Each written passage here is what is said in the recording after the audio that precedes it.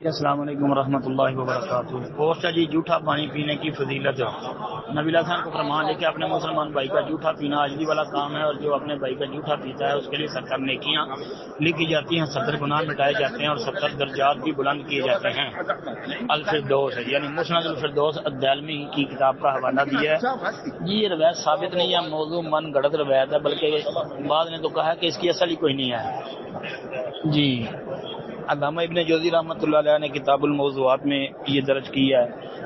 علامہ شوکانی نے الفوائد المجموعہ فی الاحادیث الموضوعہ میں درج کیا ہے۔ اسی طرح علامہ اجلونی نے کشف الخفاء کے اندر، صحابی نے المقاصد الحسنہ میں، اور اس کے علاوہ کئی اہل علم و فضل نے اس کو بیان کیا ہے۔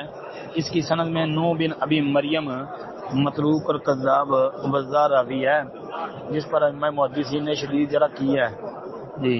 اور یہ محدث البانی رحمۃ اللہ علیہ کی سلسلہ حدیث ضعیفہ والموضوعہ وہ بھی دیکھی جا سکتی ہے۔ اس کے اندر بھی 2 مقام پر اس روایت کی تحقیق تخریج آپ کو انشاءاللہ مل جائے گی۔ السلام علیکم ورحمۃ اللہ وبرکاتہ۔ وعلیکم السلام ورحمۃ اللہ وبرکاتہ۔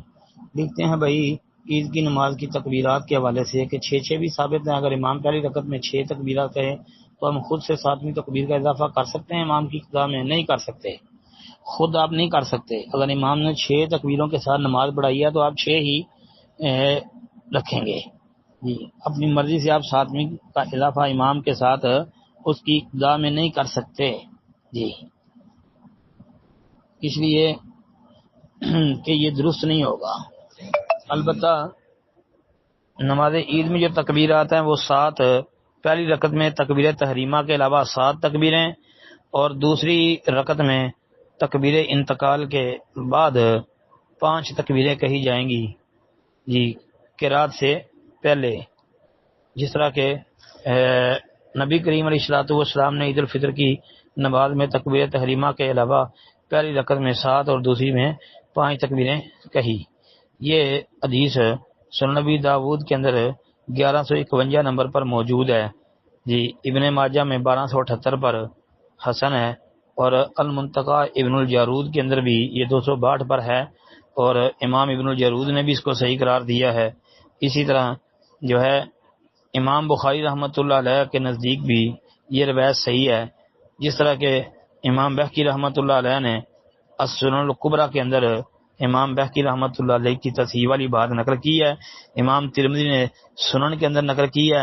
حافظ ابن حجر اسقلانی رحمۃ اللہ علیہ نے التلخیص الحبیر کے اندر نقل کی ہے۔ اسی طرح حافظ ابن عبد البر رحمۃ اللہ علیہ کے نزدیک بھی یہ روایت جو ہے ثابت ہے، وہ اس کو حسان یعنی حسن قرار دیتے تھے۔ اور یہ یاد رکھے کہ سند کا ایک راوی عبداللہ بن عبد الرحمن الطائفی، یہ جمہور محدثین کے نزدیک ثقہ صدوق حسن الحدیث راوی ہے، لہذا یہ روایت حسن لذاتی ہی درجے کی ہے جی۔ پھر عبداللہ بن عمر رضی اللہ تعالی عنہما سے موقوفاً بھی یہ صحیح سند کے ساتھ مصنف ابن ابی شیبہ کے اندر موجود ہے کہ عیدین کی پہلی رکعت میں 7 اور دوسری میں 5 تکبیریں ہیں، یعنی عبداللہ بن عمر رضی اللہ عنہ سے یہ چیز ثابت ہے۔ پھر اسی طرح جو ہے آپ کو سالم بن عبداللہ بن عمر، یہ جو ہے نا سالم بن عبداللہ بن عمر، وہ بھی یہ بیان کرتے ہیں کہ پہلی رکعت میں 7 تکبیریں اور کہیں اور سورہ اعلیٰ کی قرات کریں، اور دوسری رکعت میں 5 تکبیریں کہیں۔